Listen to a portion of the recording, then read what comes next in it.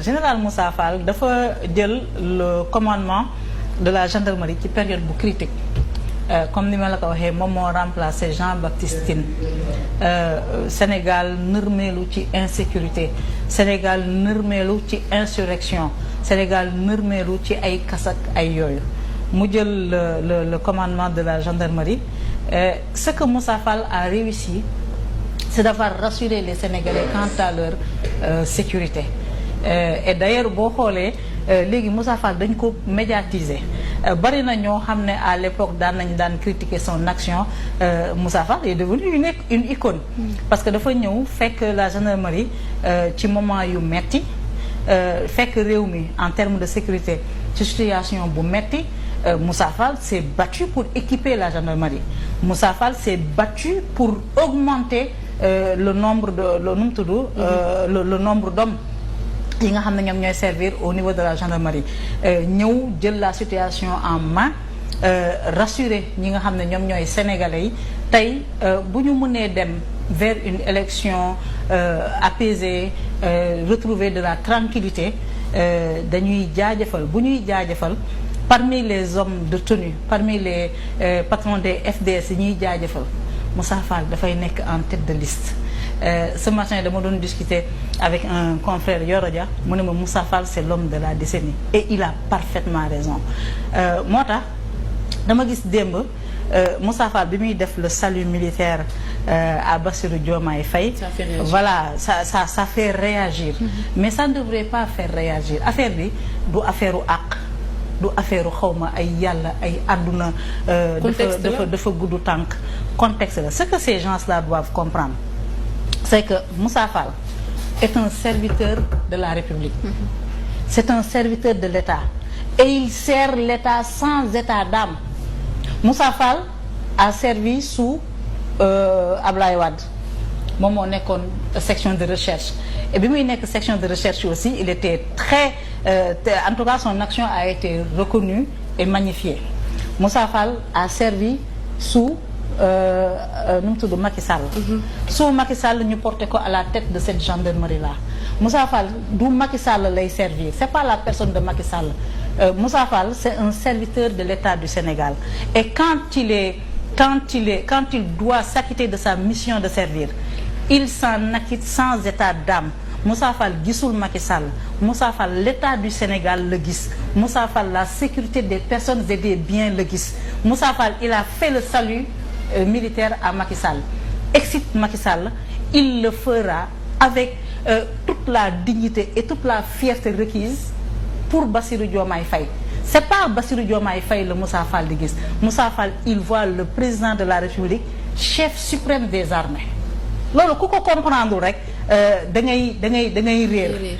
Ñi koy sànni xeer di critiquer son action ay waaye nañu ñaanal Moussa Fall. Heureusement qu'il y a eu des hommes comme Moussa Fall.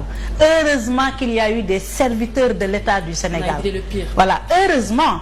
Parce que bu ñu amul woon aujourd'hui des hommes courageux comme Moussa Fall, bu ñu amul woon des hommes courageux dans les armées, Mbaye Cissé bi mu ñëwee aussi ak même Cheikh Wade, ak dans cette situation de confusion là, les gens étaient rassurés par leur profil, par leur parcours militaire et académique et par leur haut fait d'armes. Ñooñu tey bu ñu taxawul woon ñun tey Sénégal duñu fi nekk di naan une troisième alternance. Gis nga dans les autres pays les hommes de tenue qui sont à cette station-là sont des opportunistes. Bu réew mi jaxasoowee au lieu ñu acquitter wu de leur mission républicaine de préservation de l'intégrité du territorial, de protection des personnes et des biens, au lieu ñu acquitter wu de leur mission de servir l'État, mais dañuy ñëw def un coup d'État. On le voit dans la sous-région. Imaginez tey Sénégal te ay moment ñu ngi doon tiit. Sénégal tey bu ñu waxoon coup d'État mais dina am portée boo xam ne képp kuy Sénégalais di nga rus parce que ñun bokk na ci li ñuy kañee. C'est un pays où l'armée est républicaine. C'est un pays qui, contrairement à tous les pays d'Afrique, n'a jamais connu de coup d'État. Donc Moussa Fall, c'est pas, il n'a pas géré la gendarmerie de Macky Sall. Moussa Fall a commandé de main de maître la gendarmerie de l'État du Sénégal. Moussa Fall n'a pas servi Macky Sall. Moussa Fall a servi le président de la République, chef suprême des armées Macky Sall. Il a servi la République. Voilà, il a servi la République. Pour man c'est un homme digne. Gis nga Colibé yeeg wokkatu yeeg yooyu amul njëriñ. Gis nga Moussa Fall tout bépp sénégalais bu nekk nit xam luy état, xam importance su sécurité, de saay boo yeewoo foo dajeeg Moussa Fall da nga koy wan respect, foo dajeeg Moussa Fall da nga koy exprimer sa fierté. Et heureusement qu'il y a eu des hommes comme Moussa Fall à la tête de nos armées, qu'il y a eu des hommes qui se sont inspirés de Moussa Fall. Gis nga des gens comme Moussa Fall, c'est comme Babacar Gaye, c'est comme tant d'autres généraux ou Semga qu'on a eu. Ce sont des hommes dañoo war a taxaw ci seen histoire pour que mu inspirer d'autres Sénégalais.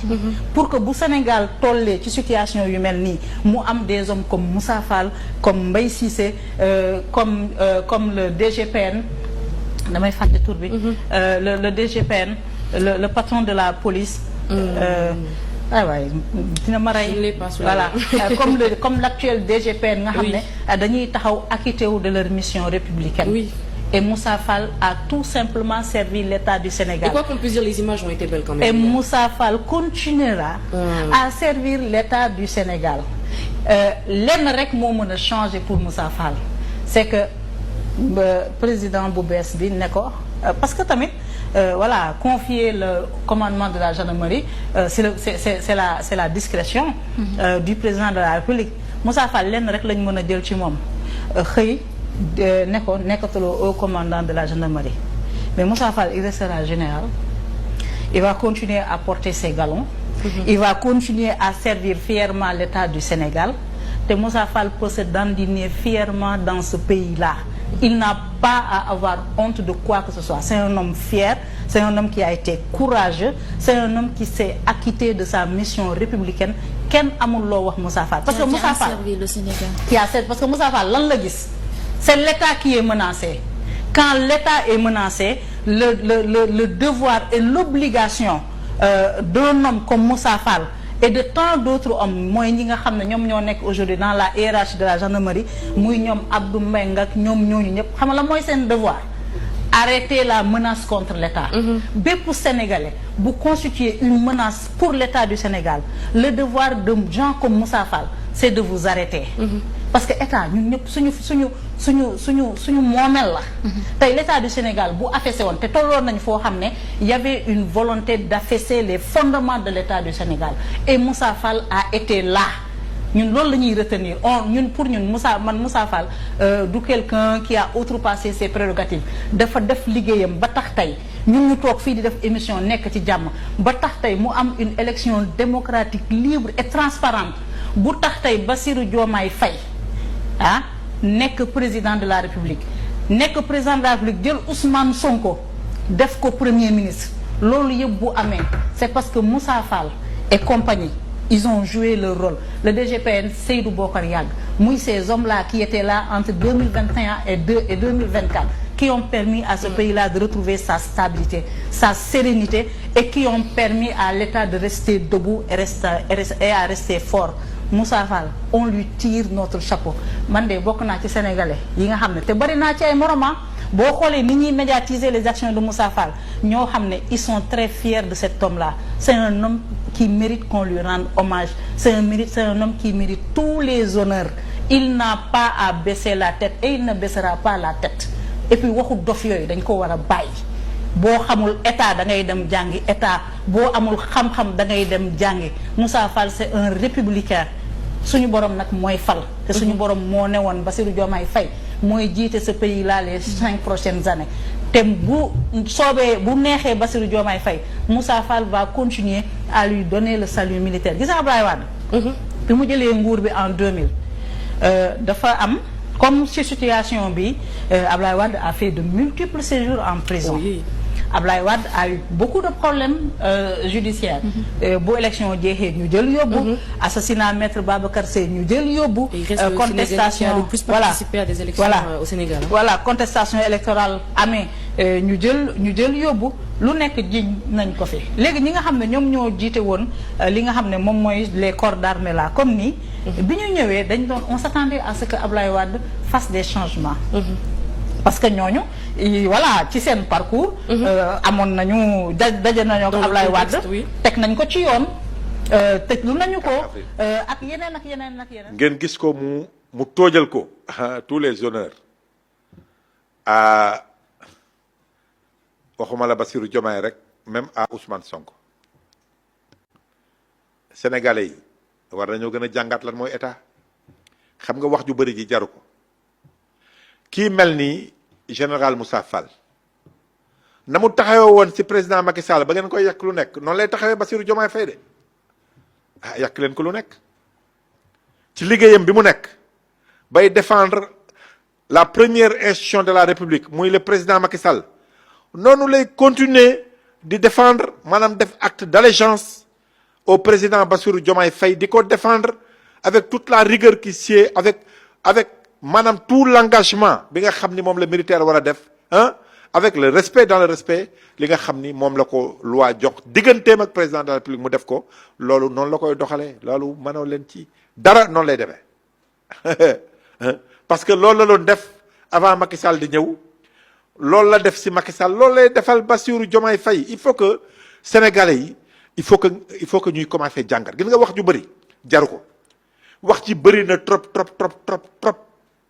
te waxu opposant mën nañ ko comprendre waaye yéen boo leen àndee ba fal koo xame ni mi ngi au pouvoir la meilleure manière ngeen jàppale ko mooy ngeen wax lu yenu maanaa ñi nga xam ne xamuñu nañu noppi li waa ji doon wax rek moo am ñi nga xam ne dañuy wax te xamuñu dara lu ñuy wax war nañ leen a war a fay pour ñu noppi ña nga xam ne nag peut-être dañuy gindi Sénégalais seen wax war nañ leen a fay pour ñu ñëw wax mais Sénégal dafa jaxasoo wax joo xam ni xamoo ci dara wax guddi wax bëccëg ma ni la les forces de défense et de sécurité nañu taxawe woon contre benn population bu bëgg a yàq dëkk bi affaiblir ko ba mu metti képp ku leen mere rek parce que naroo jàmm ku leen mere rek naroo woon jàmm saay-saay yi bëggoon a plonger la République dans le noir ñoom ñu jàkkaarloo tere leen ko ñooñu rek ñoo leen mere nag du keneen mais du keneen ñi leen mere rek mooy ñi nga xam ne dañoo jógoon pour safaañe dëkk bi ñooñu jóg défendre Sénégal ba tey Sénégal mën a dem ci ay élections calmes et transparentes ñëpp tàccu bu du woon ñoom du am yéen ñi saay-saay yi bu ñu leen bàyyi woon ngeen jaxase Sénégal bi ni ngeen ko bëggee woon toj banque yi yàq ndox mi ba Lac de Guiers dootul indi ndox Dakar toj banque yi lumière yi daal di toj lan dem ba fële nu mu tuddati Tëngéej fa nga xam ni Sénélec fa la nekk Kounoune la centrale de Kounoune ngeen yàq ko bëgg koo yàq bëgg a jël ndox mi def ci loo xam ni Sénégal du am ndox wala Dakar du am ndox